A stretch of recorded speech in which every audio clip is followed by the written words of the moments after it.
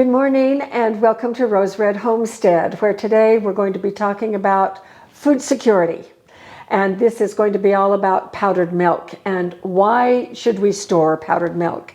That question has come forward several times in the last few weeks about what is powdered milk, why is it important, should we store it, how do we store it, all kinds of questions regarding powdered milk. So today, hopefully, we will be able to answer a lot of those questions.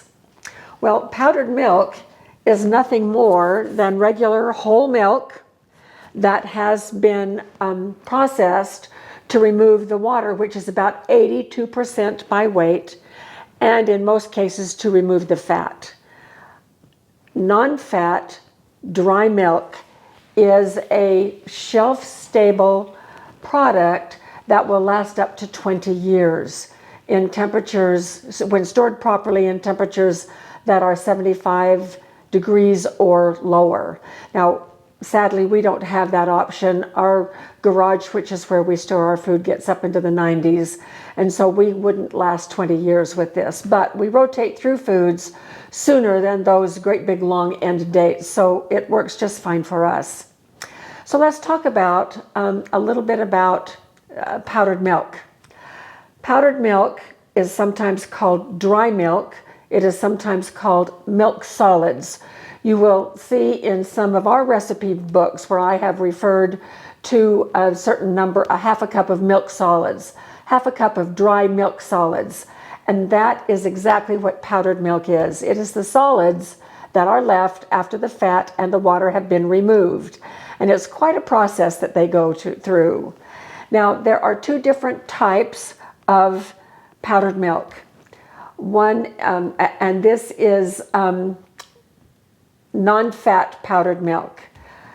The two types are regular type, and then there is the instant type. Now, from my looking all around and reading labels, it looks to me like the technology has advanced to pretty much the only thing that is out there that you can find is instant. I have some examples of powdered milk right here. This is from Augustin Farms, and it is Country Fresh Farms, and that's the same as Augustin Farms. This was once in a number 10 can. Once I opened the number 10 can, I put it right in here, and I keep this right here in my kitchen because I use powdered milk all the time, and we'll get to that part. But this is instant. And you add a certain amount of powder to a certain amount of water, stir it up, and voila, you have non-fat milk. And that is what instant is. The regular kind doesn't mix quite so easily, at least it didn't used to mix quite so easily. But it looks to me like almost everything now is instant. It used to be that instant was fluffier. This, I wanted to pour a little bit out for you so that you could see it. It's about like flour. Whoops. A little more came out than I wanted, but you can get a close-up here and see that it is about like flour. And when you pinch it, it's a little bit squeaky, sort of like cornstarch, but these are little teeny tiny pieces of this dried milk. So,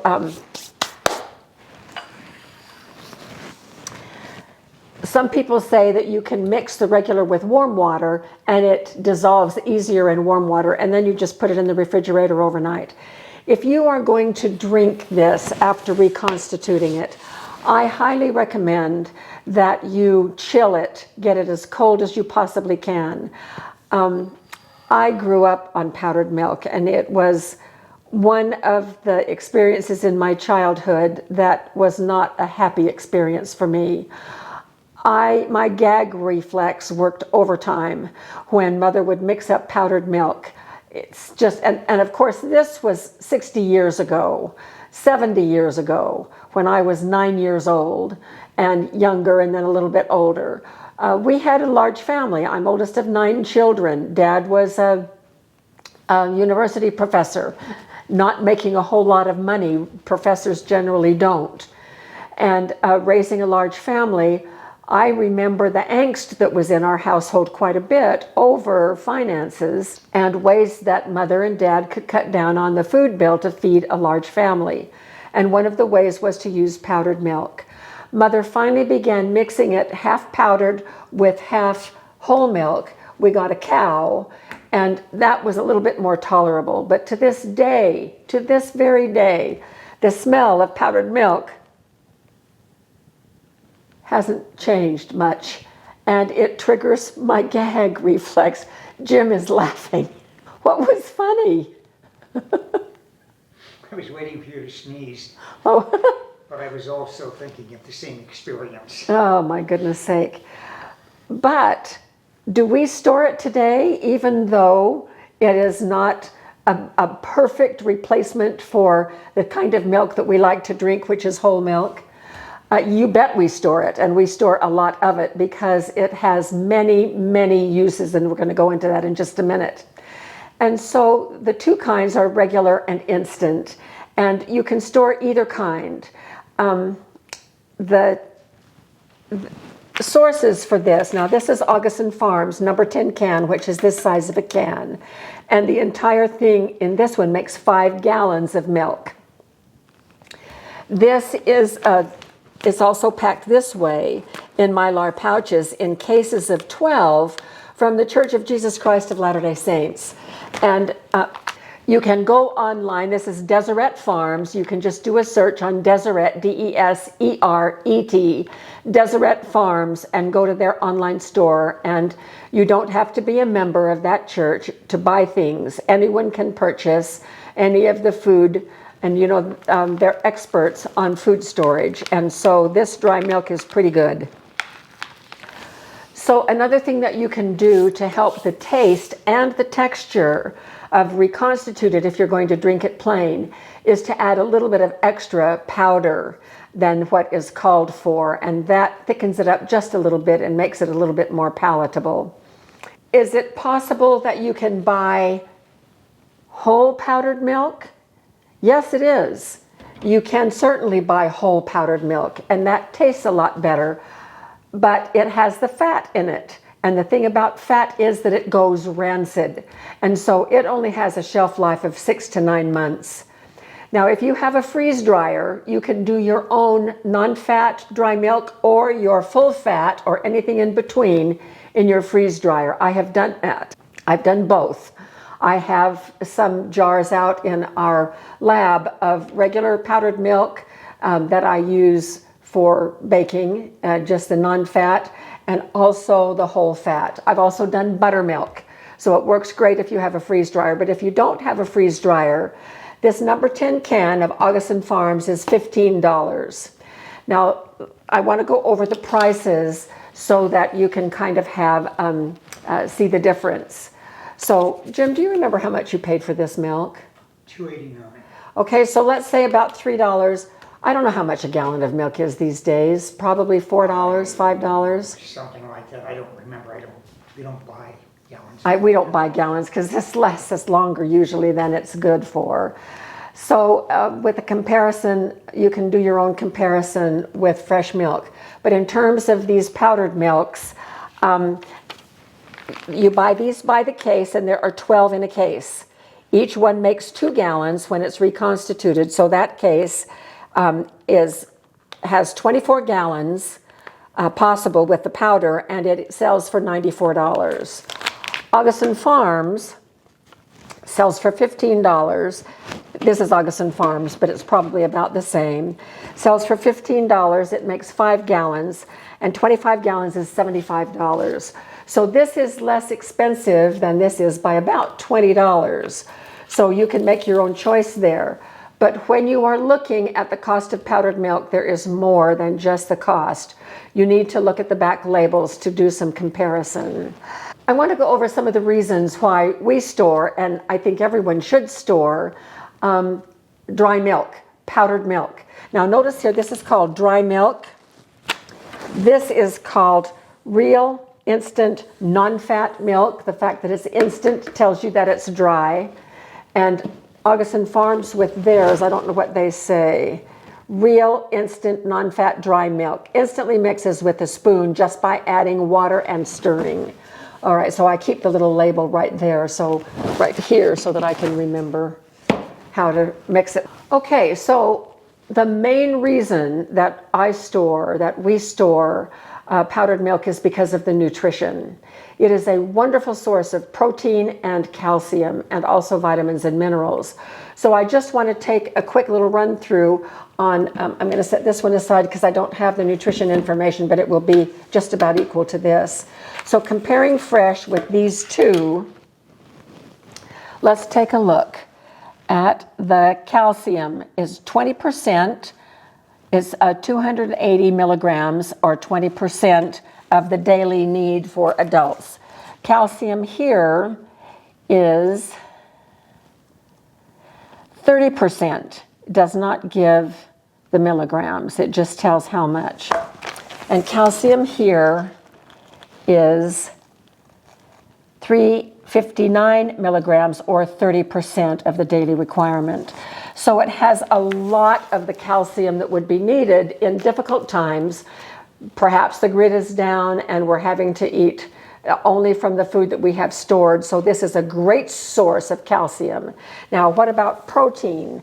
Protein here is 8 grams or 16%, 8 grams, 16%, 10 grams, no percent given. All right, so this has a little bit more protein. And then there's some really good vitamins that are included here too. So here, vitamin D is 10%. Vitamin D here is 10%, and vitamin D here is 20%.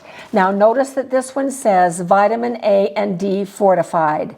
That means that they have put back in, after heat processing, some of these vitamins lose their oomph, and so they put them back in. So they have put back in more than regular milk has. So this is an advantage to have this, which is a little bit more nutrient dense. Okay, and then the other one that I wanted to check was, we've done vitamin D. Vitamin A, 10% here, 90 milligrams. Vitamin A, 2%. And vitamin A here, 240 micrograms is 25%. So this one has the most nutrition, the most bang for your buck. This one still will do. It's less expensive if money is an issue. This one will store just as well as this one, and it will give you plenty of good nutrition.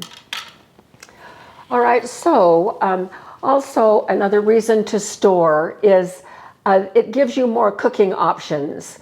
Having milk available either to put in recipes dry, and that's where I use it a lot. I enhance my bread with powdered milk. Any breadstuffs, biscuits, muffins, anything, you can put a quarter of a cup of dry milk in and really bump up the calcium and the protein level. And then any recipes that normally will call for milk, you just put in the dry amount and then add the amount of water to reconstitute, and it works just great that way. It does not require any refrigeration. These are just stored on, they're shelf stable. And then it has a very long shelf life. So how much are you supposed to store? What are the recommendations for storing powdered milk? Well, what they generally say is about 16 pounds of dry milk per person. So this one is 3 pounds. So you can calculate per family member how many of these number 10 cans you would have to have enough of the recommended storage amount for powdered milk. I store well over that because I use it in so many things. Now, if all you did was to drink a glass, if that's the only thing that you did, the 16 pounds would give you about 1 glass a day for a year, and that is all. And so if you use it for anything else, then you would want to increase that amount. So how do you store it? Well, you see how I store it. I leave it in the pouches until I'm ready to open. Same with the number 10 cans. This number 10 can is still sealed, and I leave it sealed. Once I open it, I put it in here. And then I go through one of these probably every 2 or 3 months, just in my kitchen using what I do. We don't drink it. I can't. I just can't bring myself to drink it. In times of real hardship, I probably could. But right now, I don't really even drink very much of this milk. I use it mostly in our recipes. However, I did pull some pumpkin muffins out of the oven yesterday, which went beautifully with milk when they were warm out of the oven. Oh well, that's another subject. So if you are going to not use it in a timely manner, once you open one of these, then what you can do is store it in canning jars with either an oxygen absorber or vacuum seal the jars. And then they won't be good for quite as long because they've been taken out of their original container, but they still will last a long, long time. And then just remember to keep it in as cool a place as possible. So, what things can we do with powdered milk? How do we use it? Because we preach rotating through our food all the time, I've given you some hints about how we use it, but here are some things that you can do. You can mix it and chill it and drink it. You can make it into yogurt. I have done that. In fact, we have a video. I will put the card to that video right up here in the corner so that you can check it out. I made yogurt with whole milk, if I'm remembering correctly, 2% or 1%, and then with powdered milk. And so you can see what the results were there. You can make it into cheese and cottage cheese, cream cheese, evaporated milk, sweetened condensed milk, all of these things. You can even do a whipped topping, like a whipped cream on pies, by adding sugar, by adding extra powder and then sugar and a little vanilla. You can use it to make up some instant oatmeal packets and save yourself a ton of money by doing it yourself. A little bit of oatmeal, a little bit of powdered milk, a little bit of cinnamon, sugar, raisins, whatever you want, in a baggie and make up your own little breakfast packets.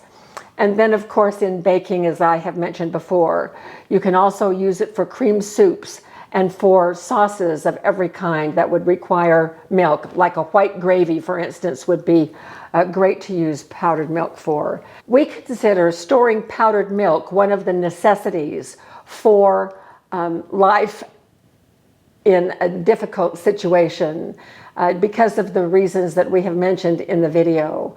So I hope you might do some research on your own and get some. You can also just buy it in a box about this size or even smaller. We recently just did a video on prepping at the grocery store where I picked up a small little box of powdered milk to use in one of our meals.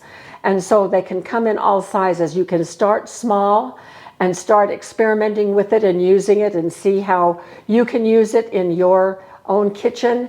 And then you can start building a step at a time your supply of powdered milk for this would be mid to long-term storage that you will rotate through. Hope this has been helpful. Thank you so much for joining us.